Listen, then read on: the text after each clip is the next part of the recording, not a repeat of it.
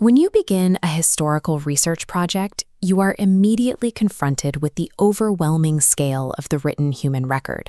Your goal is usually straightforward: tracking births, deaths, and lifespans to map out broad human history or trace your own personal lineage. We often treat a date as objective data, assuming all historical records are created equal. However, the methods used to document a life have shifted so significantly over the centuries that comparing these records directly creates a massive statistical distortion. This documentation gap shows the disparity. Before 1600, records are sparse and limited almost entirely to the elite.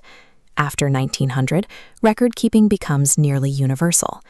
Because of this gap, a birth record from 1274 belongs to a different category of evidence than one from 1920.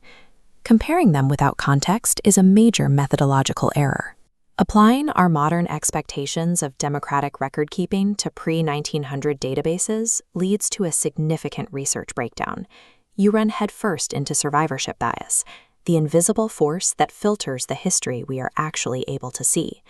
This bias scrubs out the majority of human existence, leaving only a highly specific subset of people in the permanent record. Ignoring this filter results in hundreds of wasted research hours and historically inaccurate conclusions regarding how long the average human actually lived. To solve this, we have to evaluate human record keeping across 3 distinct eras, each with its own set of rules. The era you choose to study defines the tools you'll need and the type of historical truth you will find. To understand these trade-offs, we'll use this evaluation matrix, starting with the era before 1600. Researching this period requires navigating sparse texts owned exclusively by the church or the monarchy. This yields exact dates primarily for geopolitical figures and royalty, like the 1274 birth of the Scottish King Robert the Bruce. The trade-off is an almost total blind spot for commoners. This era's data is so skewed that it makes infant mortality and average lifespans nearly impossible to calculate for the general population. Pre-1600 records don't map humanity, they map the distribution of power. Between 1601 and 1900, we see a shift toward localized civic record-keeping. Instead of royal decrees, the input now comes from newly formed civic infrastructure and local parish records. This shift provides the first real documentation of the burgeoning working and middle class. However, the data from this era is highly fragmented, broken up by constantly shifting geographical borders and inconsistent local laws. Verifying these records requires heavy manual effort to reconcile overlapping or lost files during periods of intense geopolitical change. Researching these 3 centuries means trading the scarcity of the past for systemic chaos. By 1901, we entered the modern era, where data collection became a universal state-mandated standard. Input now involves querying digitized census and medical databases.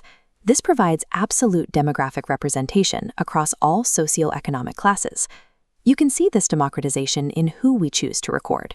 The focus shifted from kings to pop culture entertainers, like actor Yul Brynner. Athletes like Babe Ruth became some of the most heavily documented figures in history, regardless of their lack of noble birth. The new trade-off is that the researcher's obstacle flips. You move from a struggle to find information to a struggle to filter it. Success in the modern era relies on data filtering and privacy skills rather than traditional historical translation. This final framework will help you match your specific research goals to the right era. If you are an amateur genealogist looking for your own family lineage, the path is very specific.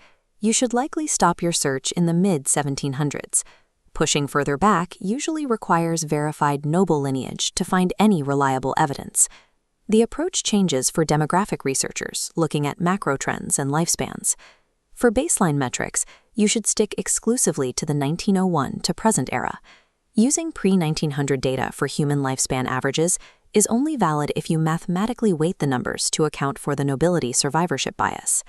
Applying the goals of one era to the data of another is the fastest way to fail a research project. As history moves forward, our data becomes more democratic, but infinitely noisier. A record tracks a person's lifespan, but its preservation reveals exactly what that society valued at that moment in history. Your research will only be as accurate as your understanding of the values that created the record in the first place.